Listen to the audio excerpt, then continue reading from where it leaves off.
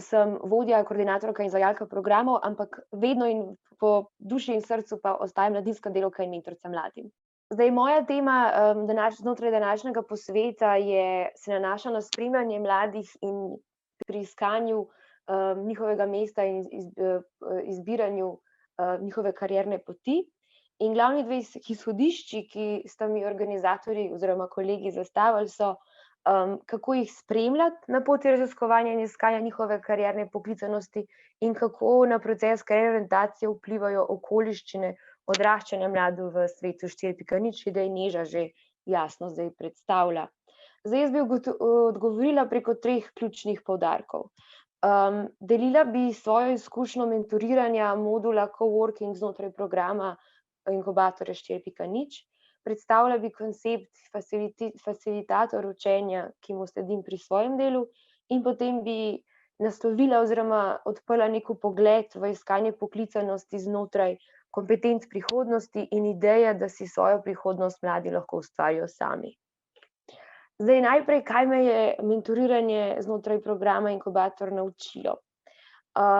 Celostno je bila to odlična in zelo pozitivna izkušnja. Sodelovala sem z mladimi, ki so na prehodu v odraslost, večinoma so že končali njihovo formalno izobraževanje in so v iskanju prve zaposlitve. Bili so zelo dobrovoljni, odprti, angažirani, bili so pozitivno naravnani in pripravljeni sprejemati odgovornost za svoje učenje in svoje delo. Vseeno pa me je presenetilo par stvari.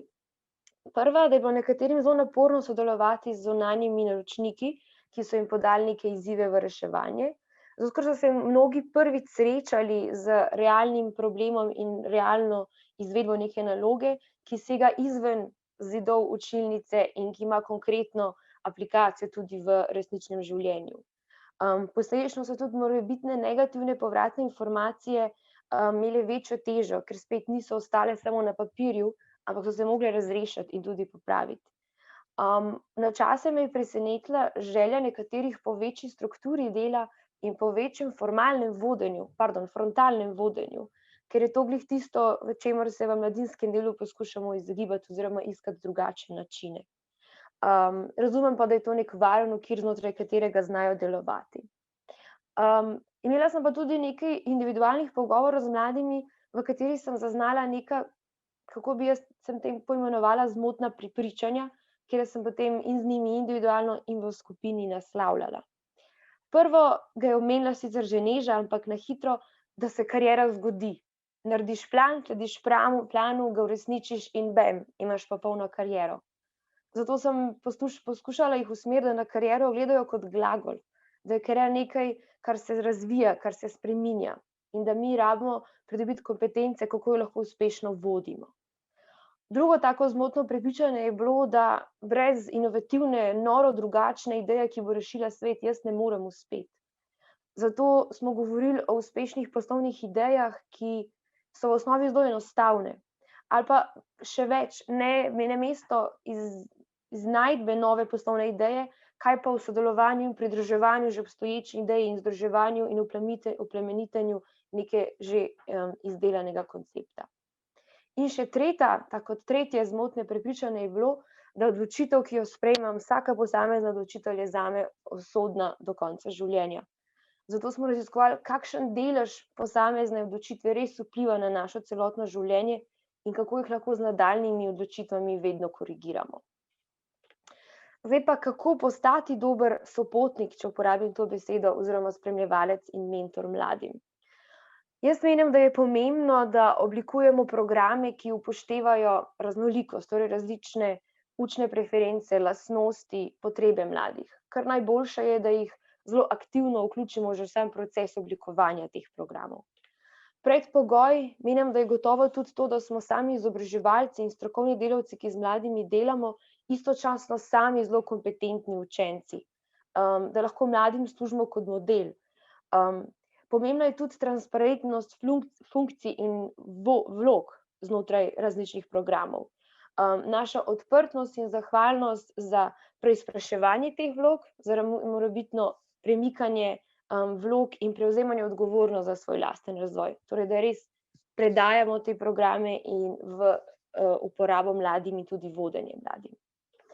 Pomembna sta tudi vsebina in kontekst, torej, da omogočajo neke komplementarne individualne perspektive in prispevke, ampak znotraj sodelovanja in znotraj konteksta neke kolektivne dimenzije. Torej, da smo individuum, ampak znotraj tudi skupine in družbe.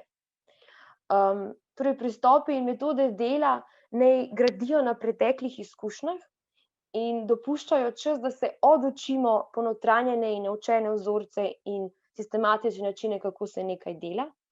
Naj mlade oziroma vse nas spodbuja, da stalno refleksiramo in preizprašujemo svoje izkušnje, svoje učenje, svoje postopke dela, tako individualno kot v skupinah. Naj nam ponujajo prostor za raziskovanje in preizpraševanje nekih obstoječih predpostavk, ki jih imamo, ali pa prepričanj. Tako je, ker sem bil tako naučen in to verjamem, ampak kaj pa, če ni? Dajmo to raziskovati.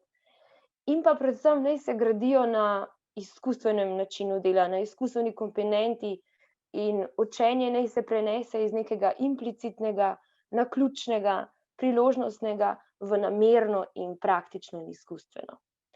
Govorim torej o metodah, ki res temeljijo na samospoznavanju, ki temeljijo na odkrivanju lastnih potencialov, torej močnih točk, kje je naš mavrični konj, ampak hkrati tudi naših pomanjkljivosti in kako lahko te vrzeli zapolnimo.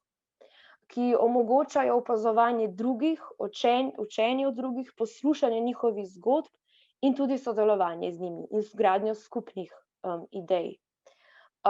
Naj mlade soočajo z nekimi ustaljenimi načini učenja in opogumljajo za preizkušanje novih strategij.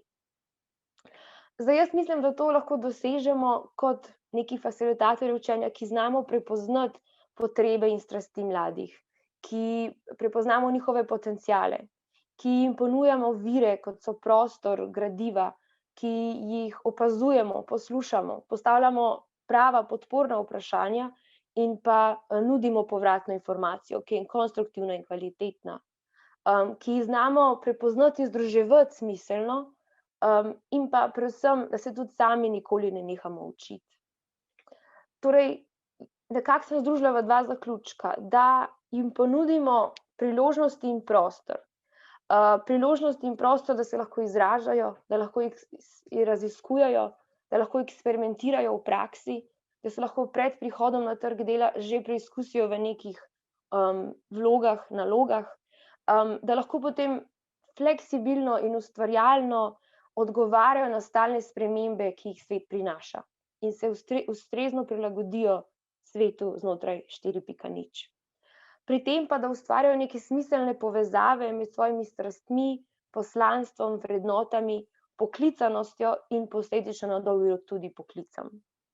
Zdaj, kaj to pomeni v okviru sveta 4.0? Po mojem mnenju, da podpremo mlade pri neprestanem iskanju novih načinov učenja, pri raziskovanju različnih poti do učenja, da podpiramo raziskovanje in gojenje učenja izven okvirov tradicionalnih institucij, tudi znotraj neformalnih priložnostih, mladinskih organizacij, da spodbujamo medgeneracijsko učenje tudi že v smer obratnega mentorstva. Kaj pa lahko naši mladi naučijo starejše? Kako lahko komplementarijo, oplemenitijo delovna mesta in organizacije? Pomeni tudi nudenje opore in virov za ustvarjanje in preizkušanje novih rešitev, za odpiranje novih zagonskih podjetij, ki mislim, da bodo postala na nek način tudi učilnice prihodnosti.